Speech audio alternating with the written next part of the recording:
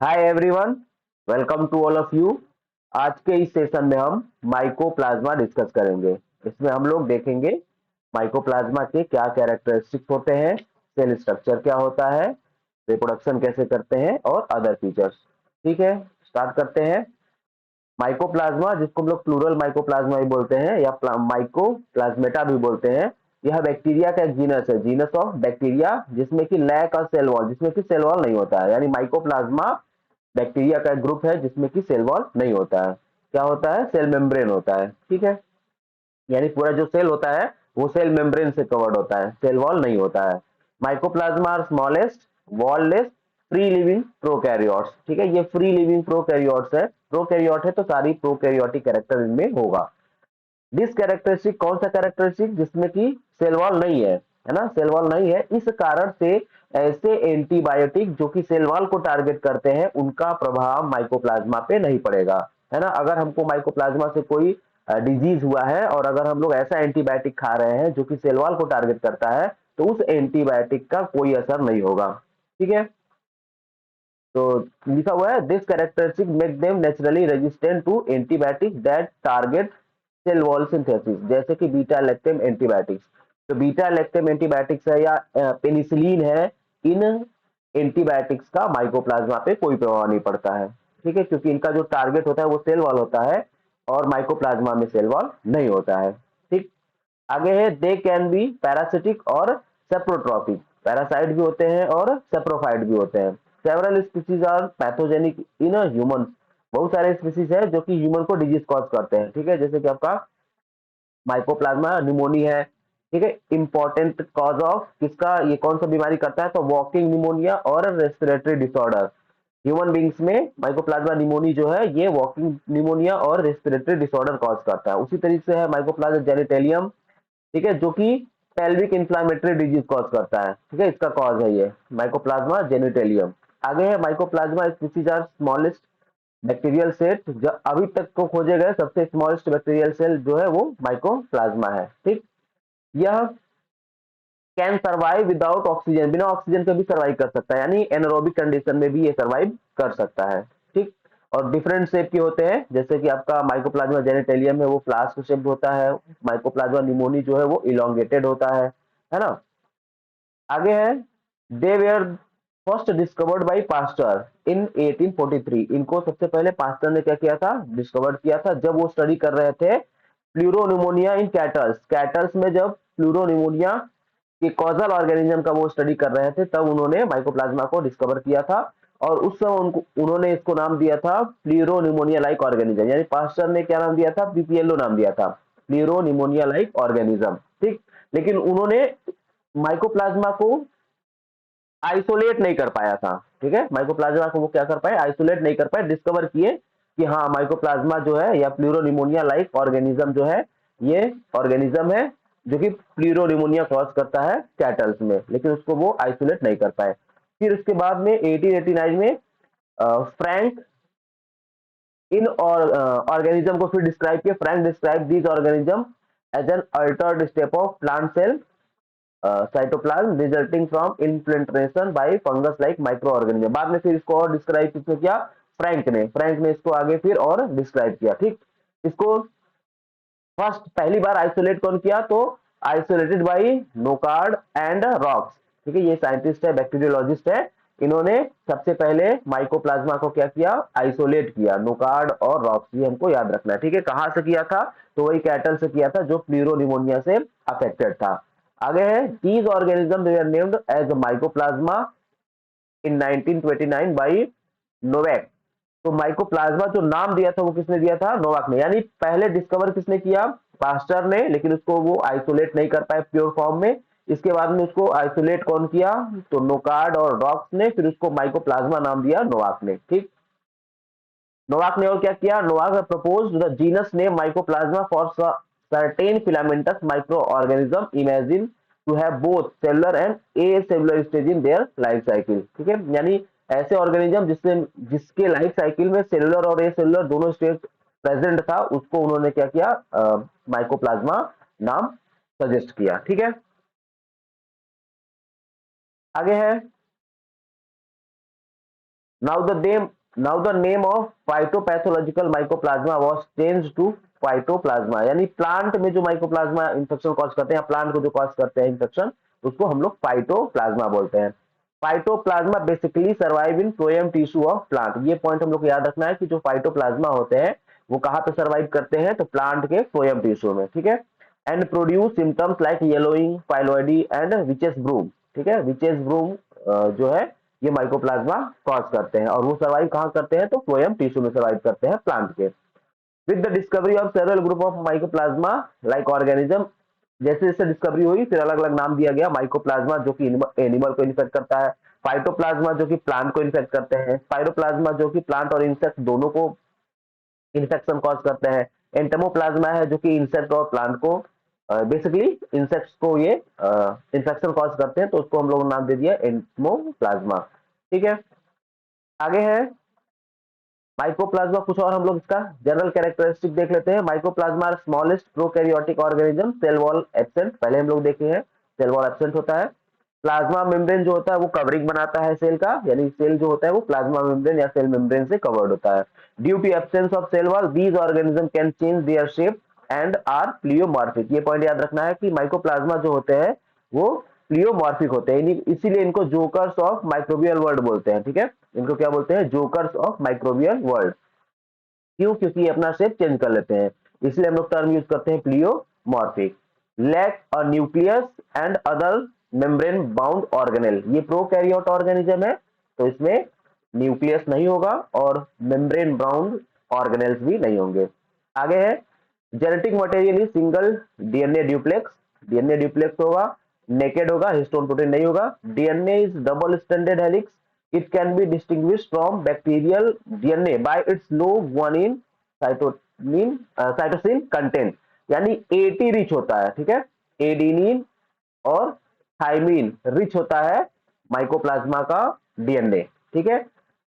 लो guanine साइटोनिन content, guanine और cytosine का जो कंटेंट होता है वो कम होता है और एटी रिच होता है माइकोप्लाज्मा का डीएनए। आगे है राइबोसोम जो होगा वो 70s टाइप का होगा। Mycoplasma are characterized by their small genome, इनका जो जीनोम होता है वो स्मॉल होता है एंड सिंप्लीफाइड मेटाबॉलिक पैथवे, ठीक। Their small genome appear to be the result of genome reduction such that they now lack a variety of metabolic capacities या capabilities including ability to synthesize peptidoglycan precursor. मतलब कि इनका जो small genome होता है, in small genome के कारण ये इनमें बहुत सारी मेटाबॉलिक पैथवे नहीं होती है, ठीक है। बहुत सारी lack of variety of metabolic capability, यानी बहुत सारे मेटाबॉलिक पैथवे इनमें नहीं होता है क्योंकि इनका जीनोम साइज जो होता है छोटा होता है। इस कारण से बहुत सारे मॉलिक्यूल्स वो सिंथेसाइज नहीं कर पाते हैं और उसके लिए वो अपने होस्ट पे डिपेंड होते हैं, ठीक है।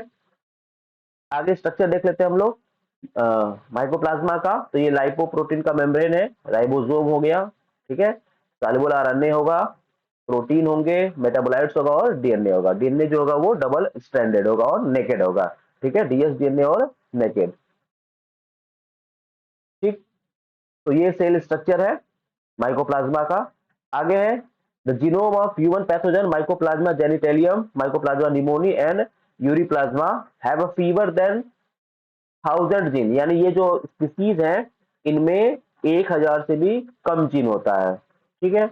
Their limited number of gene reflects their inability to synthesize a number of macromolecules.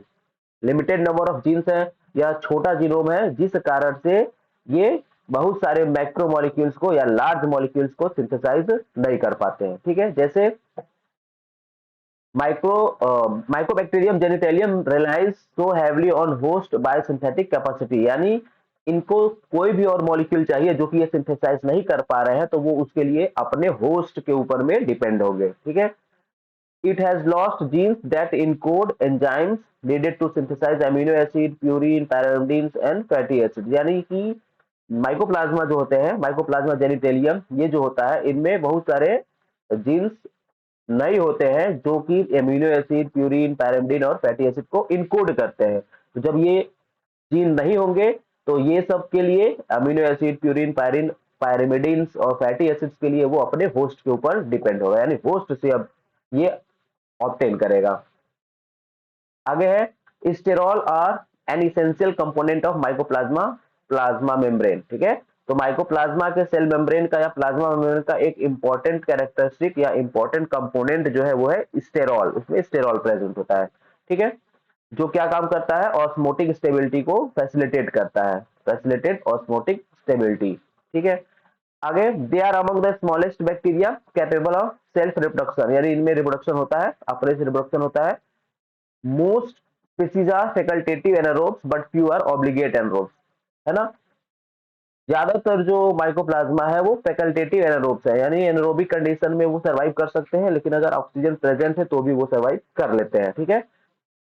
लेकिन कुछ ऐसे भी माइकोप्लाज्मा है जो कि ऑब्लिगेट एनारोब्स है, यानी कि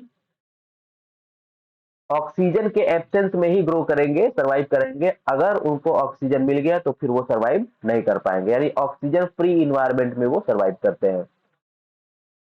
आगे है हेट्रोट्रॉपिक इन न्यूट्रिशन, न्यूट्रिशन इनमें कैसा होगा, हेट्रोट्रॉपिक होगा। सम लाइव एज सेप्रोफाइट, सेप्रोफाइट की तरह ये ग्रो करते हैं, रहते हैं। मेजॉरिटी आर पैरासिटिक, ठीक है, प्लांट और एनिमल पे ये, तो कुछ जो है वो सेप्रोफाइट है, बाकी ज्यादातर क्या है, पैरासाइट है, वो एनिमल या प्लांट पे पैरासाइट हो सकते हैं, ठीक है। और इसके अलावा most species require sterol for growth, ठीक है, which they obtain from the host, growth के लिए उनको क्या चाहिए होता है, स्टेरॉल चाहिए होता है, जो कहां से लेते हैं, वो अपने होस्ट से लेते हैं, ठीक। आगे है, कुछ और कैरेक्टरिस्टिक देख लेते हैं। More than 200 mycoplasma like bodies are found to be associated with sewage, plant, mammals, insects, ये कहाँ पे रहते हैं, हैबिटाट क्या है इनका, है ना, humans, hot water spring and other high temperature environment, यानी ये सब प्लेसेस है जहाँ पे ये मिलते हैं, ठीक है, सीवेज मिल जाएगा, प्लांट, एनिमल्स, पैरासाइट होते हैं, इंसेक्ट्स, ह्यूमंस, है ना, ह्यूमस है, हॉट वाटर स्प्रिंग है, वहां पर भी ये प्रेजेंट होते हैं। They have been found in phloem tissue of disease plant, जो बीमारी जो प्लांट जिसको कि ये डिजीज कॉज किए हुए हैं माइकोप्लाज्मा, उस प्लांट के फ्लोएम टिश्यू में ये प्रेजेंट होते हैं, जो कि हम लोग अभी देख लिए, वहां पे वो सर्वाइव करते हैं। माइकोप्लाज्मा ओरेली है, माइकोप्लाज्मा सेलिवेरियम है, ये कहाँ पे होते हैं, वो एवरी हेल्दी एडल्ट में प्रेजेंट होते हैं, ठीक है। माइकोप्लाज्मा होमिनिस है, is present in a large proportion in sexually active adult, sexually active adult में माइकोप्लाज्मा होमिनिस जो होता है वो प्रेजेंट होता है। Mycoplasma are associated with infant respiratory distress syndrome, याद रखना है, ये इससे एसोसिएटेड होता है, ये डिजीज कॉज करते हैं, इन्फेंट रेस्पिरेटरी डिस्ट्रेस सिंड्रोम, ठीक है, माइकोप्लाज्मा। इसके अलावा ब्रैंकोपल्मोनरी डिस्प्लेसिया, ये भी ये कॉज करते हैं। इसके अलावा इंट्रावेंट्रिकुलर हीमोरेज, ये भी ये कॉज करते हैं, ठीक। आगे है, some species of mycoplasma have been isolated from humans but are assumed to have originated from non human host, तो कुछ ऐसे भी माइकोप्लाज्मा है जिनको ह्यूमन बीइंग से आइसोलेट किया गया, लेकिन वो नॉन ह्यूमन होस्ट से भी आइसोलेट किए गए हैं, ठीक है। The following species are species use humans as primary host, कुछ ऐसे भी माइकोप्लाज्मा है जो कि ह्यूमन को as a primary host use करते हैं, यानी उनका प्राइमरी होस्ट क्या होता है, ह्यूमन होता है। अब ये नाम है माइकोप्लाज्मा, एम्फोरिफॉर्मी है, बकेल है, ठीक है, पॉसियम है, फॉर्मेंटेंस है, जेनिटेलियम है, होमिनिस है, ये माइकोप्लाज्मा की स्पीसीज है जिनका प्राइमरी होस्ट कौन होता है, ह्यूमन बीइंग होता है। आगे है, क्लासिफाई कर देते हैं हम लोग न्यूट्रिशनल रिक्वायरमेंट को के बेसिस पे, हम लोग तीन कैटेगरी बना दिया है, माइकोप्लाज्मा, एकोप्लाज्मा और थर्मोप्लाज्मा। माइकोप्लाज्मा है, इनको कोलेस्ट्रॉल चाहिए इनके ग्रोथ के लिए, ठीक है, कोलेस्ट्रॉल चाहिए ग्रोथ के लिए। They parasites on animal including man, ये पैरासाइट होते हैं एनिमल और मैन पर, ठीक है, और डैमेज करते हैं ये। आगे है एकोल प्लाज्मा, इनको कोलेस्ट्रॉल का जरूरत नहीं पड़ता है ग्रोथ के लिए, ठीक है, they do not require cholesterol for their growth. They are available in sewage water, कहाँ पे प्रेजेंट होते हैं, सीवेज वाटर में होते हैं, और कहाँ पे होते हैं, सॉइल में एज ए सेप्रोफाइट, ठीक। आगे पैरासाइट भी होते हैं ये। अगला है थर्मोप्लाज्मा, हाई टेम्परेचर पे होंगे, इनको भी कोलेस्ट्रॉल का रिक्वायरमेंट नहीं होता है, डू नॉट रिक्वायर कोलेस्ट्रॉल, इनको ग्रोथ के लिए नहीं चाहिए होता है, ठीक है।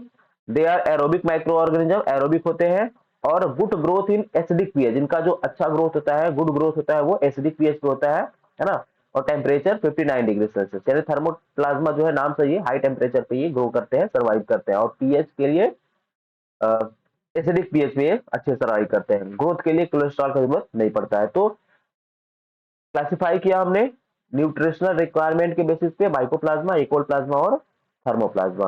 ठीक है, आगे है मॉर्फोलॉजी देख लेते हैं हम लोग। तो मॉर्फोलॉजी में अभी हम लोग बताया ये प्लियोमॉर्फिक होते हैं, सेल वॉल नहीं होता है, इसलिए इनमें इनका सेल स्ट्रक्चर जो होता है वो शेप होता है, चेंज होता रहता है।